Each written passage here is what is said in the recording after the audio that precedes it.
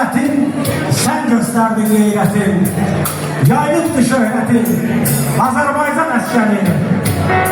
Bu vatana can dedi, susma yürek yan dedi. Vakti kana kan dedi, Azerbaycan askeri. Namusunla, arınla, o müqəddəs kanunla, zəfər yazdım canınla. Azerbaycan askeri, Azerbaycan askeri. Ay başkanlarımız başta olmalı. Silahlı askerimize kadar, silahlı güvenlerimizin şerefle bir gürültü almışlar yapsın. Eşk olsun Azerbaycan'ımıza, eşk olsun Azerbaycan halkına. Bu vətən üçün, torpaq üçün, bizler için feda eden əziz şəhidlərimizin xatirəsinə bir dəqiqənin saygı duruşuyla şəhidlərimizi yad edək.